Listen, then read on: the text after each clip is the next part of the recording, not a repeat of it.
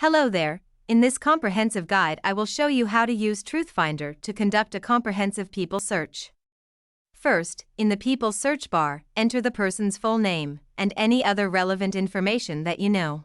Next, wait for the results to load. TruthFinder will search public records to provide you with detailed available information on the person you are looking up. Make sure to open the correct person's report by checking their age, location history, and potential known associates. Lastly, review their report. If you are not an existing subscriber, you will need to purchase a membership plan to view the report.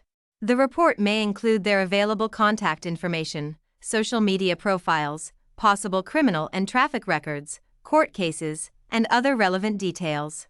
Thank you.